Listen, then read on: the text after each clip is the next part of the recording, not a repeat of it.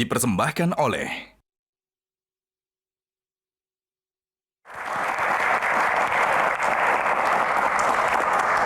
Ya, kembali di Q&A langsung saja Bang Daniel. Saya penasaran, Bang Daniel dengan menghadapi segala macam tantangan, konsekuensi tanggung jawab pekerjaan yang luar biasa, dan juga musuh yang bertambah, pernah merasa takut nggak?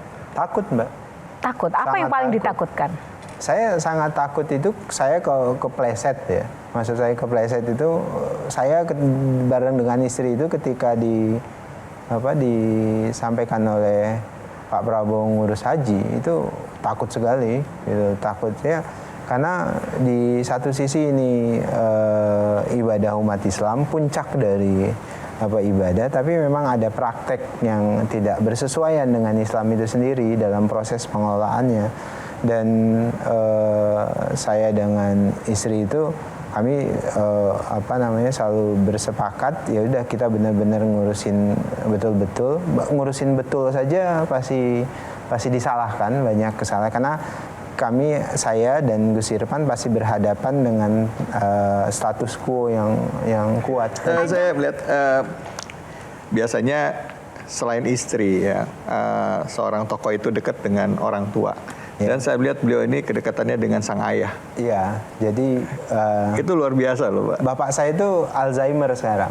Jadi hampir 5 tahun setelah ke almarhumah ibu saya meninggal, bapak saya down, Alzheimer total. Jadi ibu saya meninggal 5 tahun yang lalu, 6 tahun lalu pasca pemilu 2019. Nah, ibu itu orang Tamiang yang sekarang Aceh Tamiang. Ibu saya itu orang asli Tamiang. Kemudian bapak saya itu orang Barus, orang Tapanuli Tengah. Nah, dua-duanya itu tertimpa musibah bencana pada hari ini. Dan ibu saya itu pendidikannya nggak tinggi, Mbak. Pendidikannya itu cuma SMP di Al-Wasliyah dulu. Kemudian, tapi ibu saya itu, saya sering sebut beliau itu nasehatnya itu nasehat dalam diam. Jadi bapak saya itu orang Batak. Terus saya ingat sekali bapak saya itu orang Batak, patriarki sekali. Kemudian orang Batak tuh cenderung kasar gitu. Tapi ibu saya melewatinya dengan luar biasa. Makanya ketika ibu meninggal, bapak itu langsung linglung gitu loh, karena dia bingung gitu. Dan ibu saya pada masa tadi proses di 2019 kriminalisasi itu selalu nonton TV, Mbak.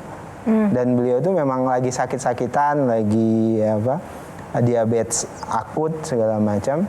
Jadi kalau nonton TV itu saya dipanggil polisi, saya dipanggil ini, kok anak saya yang dulu itu memperjuangkan anti korupsi segala macam, tiba-tiba itu kok dituduh macam-macam segala macam. Jadi ibu saya sampai bilang, karena basic saya ini dosen, Mbak.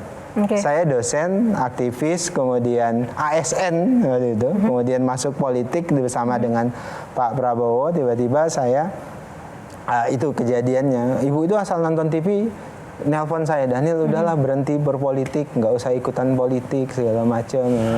Coba saya jawab, Ibu nggak apa-apa, saya bela orang yang benar kok. Saya ingat sekali kami kalah Pilpres 2019, besoknya ibu saya wafat, Pak.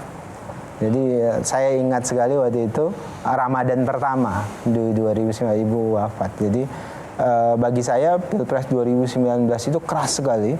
Kemudian ketika ingat Pilpres 2019, ingatnya ibu. Sosok ibu cuma melihat anaknya dikriminalisasi, kalah pula, sehari setelah itu wafat, dan tidak melihat anaknya duduk sebagai wakil menteri sekarang. Kalau dia ada hari ini, apa yang mau disampaikan buat ibu?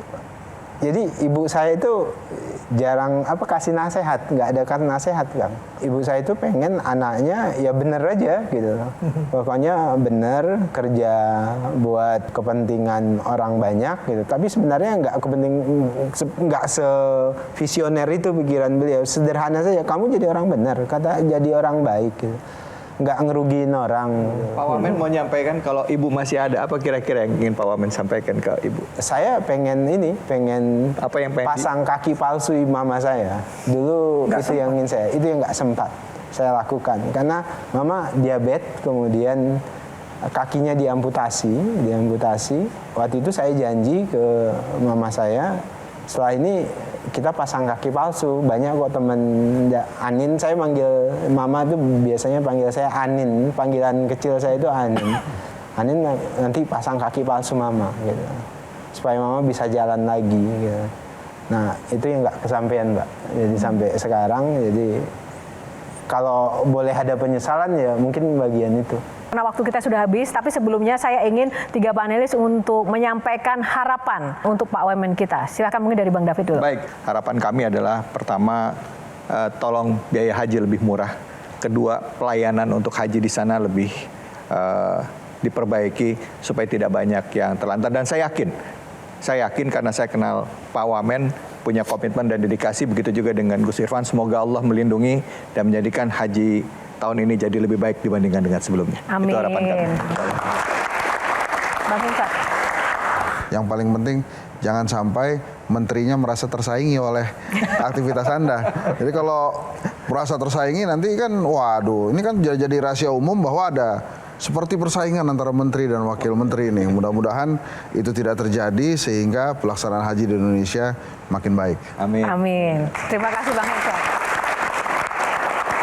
Saya menggarisbawahi tadi, ini pekerjaan mulia, pekerjaan suci, ibadah.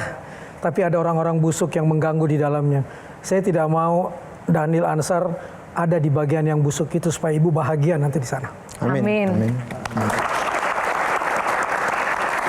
Teman-teman terima kasih, pemirsa terima kasih, bintang tamu kita Bang Daniel dan 3 panelis kita luar biasa terima kasih. Dan untuk Anda pemirsa yang menyaksikan episode Q&A kali ini semoga dapat memberikan inspirasi dan insight bagi Anda dimanapun Anda berada ya saat ini menyaksikan Q&A. Dan tak lupa kami juga mengucapkan terima kasih yang sebesar-besarnya untuk Sarung Gajah Duduk legenda Nusantara yang ada tulisan Arabnya yang sudah menyiapkan busana yang saya kenakan pada malam hari ini. Kita akan berjumpa lagi di episode Q&A yang inspiratif lainnya. Saya Yohana Margareta undur diri mewakili tim yang bertugas, dan jangan lupa setiap pertanyaan selalu ada jawaban. Sampai jumpa lagi.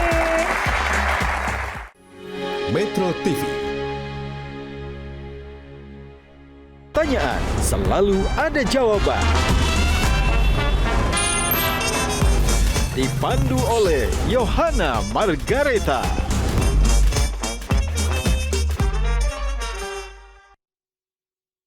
Dipersembahkan oleh Jelajahi cara baru mendapatkan informasi. Download Metro TV Extend sekarang.